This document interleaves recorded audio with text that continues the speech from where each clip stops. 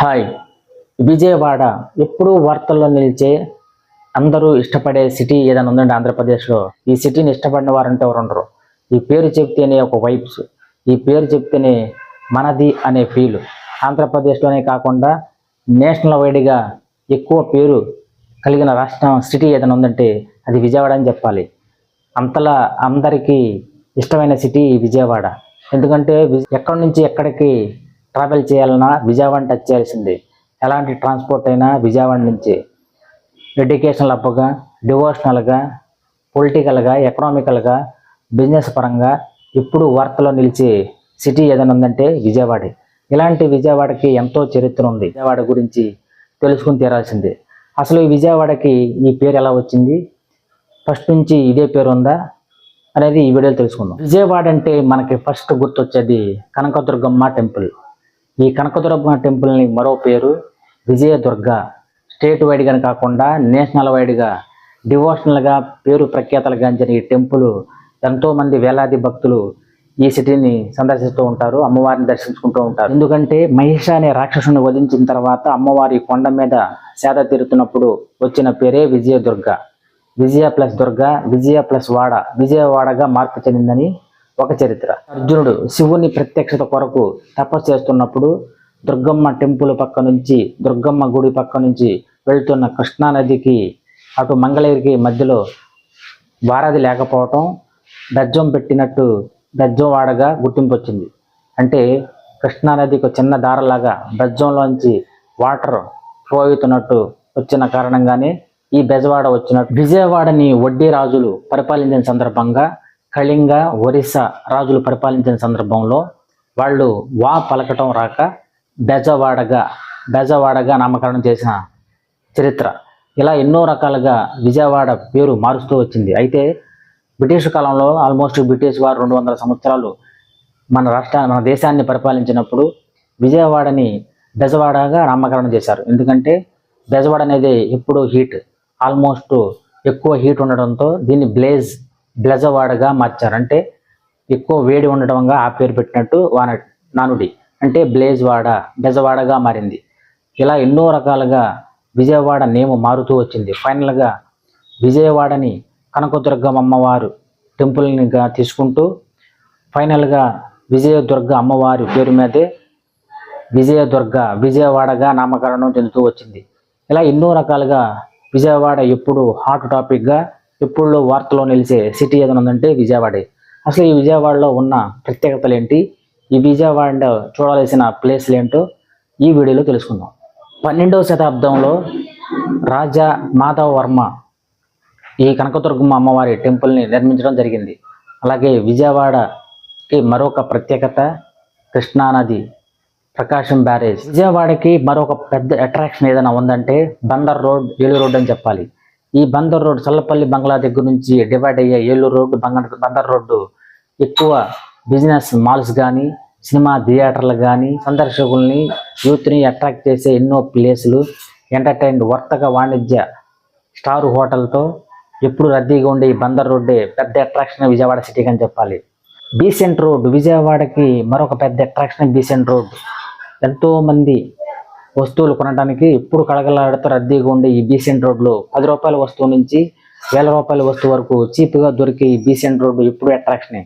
దానికి ముందు ఎదురుగా ఉన్న రాఘవేగ పార్కు, ఆ తర్వాత PW గ్రౌండ్. ఇప్పుడు ఈ ప్లేస్లో డాక్టర్ బిఆర్ అంబేద్కర్ రాజ్యాంగ నిర్మాత ఆల్మోస్ట్ దేశంలోనే అతి పెద్ద 5వ స్టాట్యూని ఇక్కడ నిలబెట్టడం జరిగింది. ఇది ఒక సందర్శనం ఎప్పుడు అట్రాక్ట్ చేసి రద్దీగా ఉండే ప్లేస్ ఇది ఒకటి చెప్పాలి. దీని తర్వాత కలెక్టర్ ఆఫీసులు కానీ, రేడియో స్టేషన్లు కానీ, ఇందిరాగాంధీ మున్సిపల్ స్టేడియం, ఎన్నో అంతర్జాతీయ ఇంటర్నేషనల్ మ్యాచ్లు ఆడిన ఈ ప్లేసు షాపింగ్ మాల్స్తో ఇప్పుడు యూత్కి ట్రైనింగ్ ఇచ్చే ప్లేస్గా కొలువై ఉంది. విజయవాడకి 2010 తర్వాత రూపురేఖలు మార్చిన ప్లేస్ ఏమైనా ఉందంటే PVP మాల్. 2010 తర్వాత విజయవాడ రూపురేఖ మార్చింది. యూత్ని అటు ఫ్యామిలీ ఆడియన్స్ని అట్రాక్ట్ చేస్తూ షాపింగ్ మాల్ కానీ, సినిమా స్క్రీన్స్ కానీ ఆల్మోస్ట్ 7 స్క్రీన్స్తో ఎప్పుడు కళకళలాడే ఈ PVP మాల్ విజయవాడకి ఒక అందం, ఒక అట్రాక్షన్ అని చెప్పాలి. బెంజ్ సర్కిల్ ఆల్మోస్ట్ ఒకప్పుడు విజయవాడకి 4 కోడల మధ్యలో ఉండే ఈ బెంజ్ సర్కిల్ ఒక ట్రెండ్ సెక్టరే. బెంజ్ కంపెనీ అనేది ఇక్కడ ఉందని, అలాగే national highway Chennai to Calcutta, Pune to Bandaru Machilipatnam ఈ 4 రోడ్ల జంక్షన్లో ఉండే ఈ బెంచ్ సర్కిల్ ఎప్పుడు ఒక ట్రెండ్ మార్కే మాల్. 2015 తర్వాత అతిపెద్ద shopping mall trend set mall. Almost విజయవాడలోని హైయెస్ట్ స్క్రీన్స్ 8 స్క్రీన్లతో ఎప్పుడు రద్దీగా ఉండే ఈ ప్లేస్ విజయవాడకే ఒక తలమానికం అని చెప్పాలి. అలాగే ఏలూరు రోడ్లో ఎప్పుడు బిజినెస్ పరంగా లెనిన్ సెంటర్. ఎలాంటి పుస్తకాలైనా, నవలలైనా, ఎడ్యుకేషన్ పరంగా అయినా, medical, engineering, MBA, arts, science లాంటి ఎన్నో కోర్సులకు సంబంధించిన బుక్స్ ఈ లెనిన్ సెంటర్లో దొరకని బుక్ అంటూ ఉండదు. ఇది ఒక ప్రత్యేక అట్రాక్షన్ విజయవాడకి.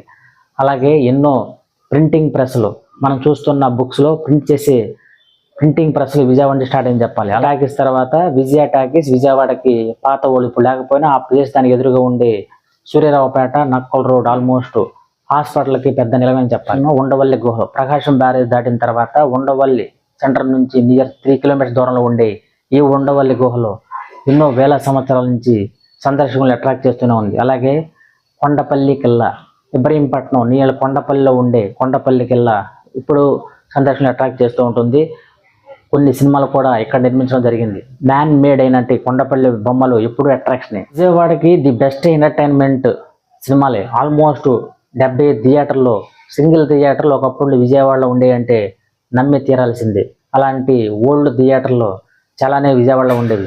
మారుతి, విజయ టాకీస్ ఇలాంటి ఎన్నో థియేటర్లు విజయవాడలో ఉండేవి. ఇప్పుడు సింగిల్ థియేటర్లుగా మారిపోయిన తర్వాత మల్టీప్లెక్స్లో ఆ ప్లేస్లో వచ్చి యూత్ని బాగా అట్రాక్ట్ చేయడంతో డాల్బీ అట్మాస్, ఐమాక్స్ లాంటి థియేటర్లో, ఐనాక్స్ లాంటి థియేటర్లో విజయవాడలో చాలా ఉన్నాయని చెప్పాలి. ఇది ఒక ప్రత్యేక అట్రాక్షన్ విజయవాడకి. అలాగే ఎంతోమంది కళాకారులు, సినిమా ఇండస్ట్రీకి సంబంధించిన పెద్ద పెద్ద మహానుభావులు విజయవాడ లాంటి గడ్డ మీద నుంచి వచ్చిన వాళ్ళే. డైరెక్టర్లు కానీ, నిర్మాతలు కానీ, యాక్టర్లు కానీ విజయవాడ గడ్డ మీద నుంచి వచ్చిన వాళ్ళే. ఇలా చెప్పుకుంటూ పోతే విజయవాడకి 1-2 ఎడ్యుకేషన్ పరంగా మొట్టమొదటి private engineering college VR Siddhartha దగ్గర నుంచి సిఏ, చార్టర్డ్ అకౌంటెంట్ ట్రైనింగ్ ఇచ్చే ప్లేసుల దగ్గర నుంచి ఎంతోమంది టెక్నాలజీ అభివృద్ధి చెందిన ఈ రోజుల్లో వైద్య రంగంలో ముందుండే సిద్ధార్థ కాలేజ్ దగ్గర నుంచి ఇలా చెప్పుకుంటూ పోతే ఎన్నో విజయవాడ గడ్డకి ప్రసిద్ధి అని చెప్పాలి. ఎన్నో వేల మంది, ఎన్నో లక్షల మంది ప్రతిరోజు విజయవాడని టచ్ చేసి వెళ్తూ ఉంటారు.